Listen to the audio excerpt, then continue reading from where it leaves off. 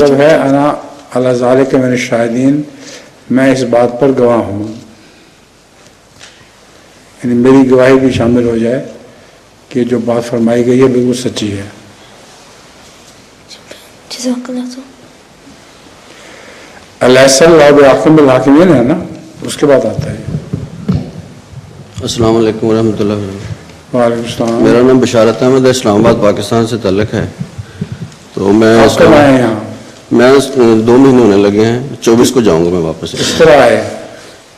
جلسے کا ویزا تھا تو دیر سے آیا تھا، وائف بیمار ہو گئی تھی اس لیے بعد میں آیا، تو ابھی 24 کو جاؤں گا واپس انشاءاللہ۔ 24 تاریخ کو انشاءاللہ واپس چلا جاؤں گا۔ تو میں حضور اسلام آباد جماعت کی طرف سے آپ کو صحت کی بہت بہت مبارکباد پیش کرتا ہوں۔ اچھا جی۔ سورۃ الحدید، اعوذ باللہ من الشیطان الرجیم، بسم اللہ الرحمن الرحیم۔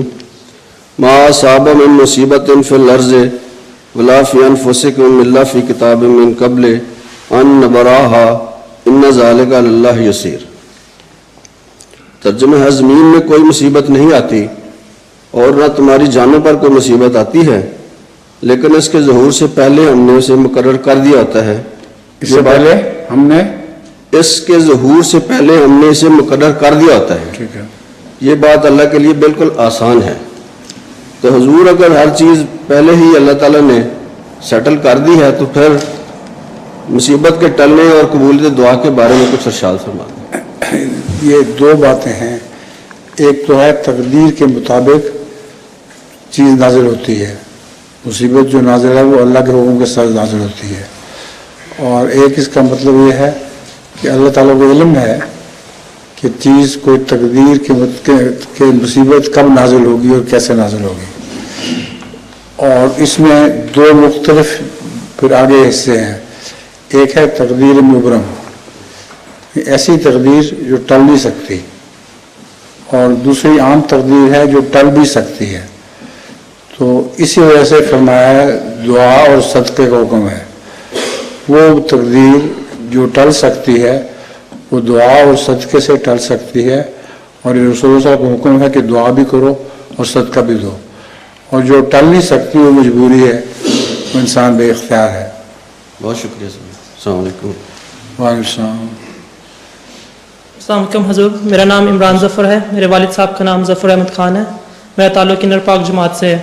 حضور میرا سوال ہے کہ ہم لوگ اوقات میں جب اتحیات للہ پڑھتے ہیں تو اشہد ان لا الہ پہ ایک بار انگلی اٹھاتے ہیں، لیکن میں نے بہت عرب لوگوں میں دیکھا ہے کہ جب وہ اتحیات پڑھتے ہیں کیا سوال کر رہا ہے کہ جب عرب لوگ جب اتحیات پڑھتے ہیں اوقات میں تو پوری اتحیاتوں میں شروع سے لے کے آخر تک انگلی ہلاتے رہتے ہیں۔ بہت تیز بول رہے ہیں، بتائیں۔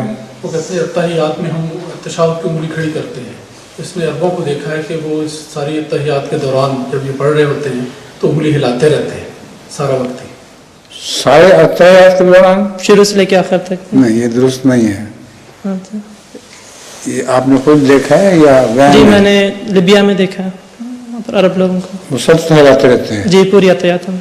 ہاں، وہ درست نہیں ہے۔ صرف اشہد ان لا الہ الا اللہ تشہد کی انگلی اس کو اٹھانی چاہیے، اور اس میں بعض لوگ کہتے ہیں یوں کر کے اس کو حرکت دینی چاہیے، مگر وہ صرف اسی وقت جب یہ تشہد پڑھ رہے ہوں، اس کے بغیر نہیں۔ جزاک اللہ۔ حضور ایک دوست پیچھے بیٹھے ہیں ڈسیبلڈ ہیں، وہ سوال کرنا چاہ رہے تھے۔ کیا معذور دوست ہیں، وہ سوال کرنا چاہ رہے تھے، پیچھے آ نہیں سکتے ادھر۔ ہاں، پھر آپ پوچھ رہے ہیں ہم سے۔ السلام علیکم۔ السلام۔ حضور میرا سوال ہے کہ سورہ بقرہ کی آیت 8 میں ختم اللہ علی قلوبہم کے الفاظ ہیں، جس کا مطلب ہے کہ اللہ سورہ بقرہ کی آیت 8 میں یہ ختم اللہ علی قلوبہم کے الفاظ، ٹھیک ہے، جس کا مطلب ہے کہ اللہ تعالیٰ نے ان کے دلوں پر مہر لگا دی۔ اسی طرح سورہ توبہ کی آیت 87 میں مختلف الفاظ ہیں، یطبع اللہ علی قلوبہم۔ کیا؟ سورہ توبہ کی آیت 87 کے الفاظ ہیں یطبع اللہ علی قلوبہم، اور اس کا مطلب بھی مہر لگانا ہی کیا گیا ہے۔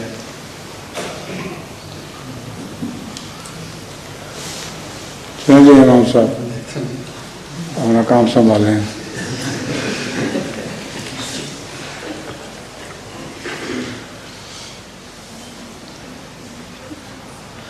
मैंने कहा नसीम साहब कहाँ हैं? नसीम रहमतुल्लाह उन बैठे हुए हैं। जी हो सकता है MDA में। अच्छा, सूरह तौबा की आयत 87 और 93 दोनों। उसके दूसरी आयत है 87 है सूरह तौबा की। औज़ु बिल्लाहि मिनश शैतानिर रजीम, बिस्मिल्लाहिर रहमानिर रहीम। रज़ूक़ बिअन यकूनु और हवाले से व तुबिरा अला कुलूबिहिम फहुम ला यफ़क़हून। ठीक है। और पहली आयत ख़तम अल्लाहु अला कुलूबिहिम। हाँ, तो क्या इनको इसमें शुबा क्या नजर आता है? दोनों के मतलब ये कि अल्लाह ताला ने उनके दिलों पर मोहर लगा दी, तो ख़त्म और तुबा मुख्तलिफ अल्फाज क्यों इस्तेमाल किए गए? दोनों का तर्जुमा मोहर लगाने का किया गया है। क्या ख़त्म और तबा दोनों का तर्जुमा मोहर? बिल्कुल ठीक है। तबा के माना भी मोरी है और ख़त्मा का माना भी मोरी है, दोनों का मतलब एक ही है। तो दो मुख्तलिफ अल्फाज का इस्तेमाल करने की क्या हिकमत हो सकती है? दो मुख्तलिफ अल्फाज इस्तेमाल करने की हिकमत क्या हो सकती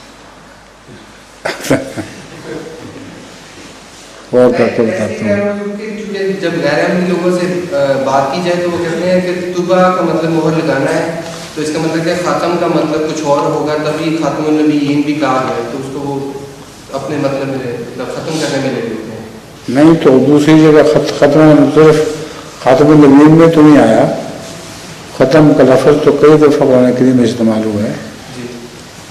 इसलिए तुबा अला कुलूबिहिम से मुराद ये है कि उनके दिलों पर अल्लाह ने मोहर लगाई हुई, उनके दिलों पर मोहर लगा दी गई है, लग चुकी है अपनी गलतियों की वजह से। हैं आगे इधर से सवाल खत्म हो गए, लेडीज की तरफ से पैगाम आया, उधर सवाल है कुछ। और इधर से उन्होंने भी आना है, हयात साहब ने भी और रशीद साहब ने भी। पहले ख्वातीन की तरफ से ख्वातीन सवाल करें, पहले उनका हक है। अस्सलाम वालेकुम हजूर। वालेकुम सलाम। हजूर सबसे पहले लजना की तरफ से आपको मुबारकबाद हो। अल्हम्दुलिल्लाह अल्लाह ताला ने आपको सेहत अता फरमाई और आज फिर हम आपकी मजलिस में बैठे हैं। अल्हम्दुलिल्लाह। हाँ जी। हजूर हजरत मसीह मऊद अलैहिस्सलाम ने फरमाया है कि पहले अंबिया पर रूहुल कुदस मुख्तलिफ जानवरों और परिंदों मसलन कबूतर और गाय और मगरमच्छ वगैरह की शक्ल में नाजिल हुआ, और हजरत सल्लल्लाहु अलैहि वसल्लम पर रूहुल कुदस इंसान की शक्ल में नाजिल हुए। ठीक, इससे क्या मुराद है? इससे जो लफ्ज़ आप कह रही हैं बिल्कुल वही मुराद है। रूहुल कुदस की अपनी कोई शक्ल नहीं है, वो एक कश्फी हालत होती है रूहुल कुदस को देखना। रूहुल कुदस के मुतालिक हज़रत मसीह अलैहिस्सलाम ने कुरान करीम के बयान के मुताबिक यही लिखा हुआ है कि शर्क से गर्ब फैला हुआ था वो, तो इसका मतलब ये है कि किसी इंसानी शक्ल में नहीं था, मशरिक से मगरिब तक एक जलवा था। और दूसरा इंसानी शक्ल में वो ज़ाहिर हुआ ये कि यहाँ तक कि लोगों ने भी देखा, और बाज़ दफ़ा रूहुल कुदस नाज़िल हुआ तो मस्जिद में बैठकर उसने हज़रत सल्लल्लाहु अलैहि वसल्लम से मुख्तलिफ सवालात किए, उनके जवाबात रसूल सल्लल्लाहु अलैहि वसल्लम ने दिए। वो जवाबात सुनकर वो सदक़ता या जो भी फरमाते थे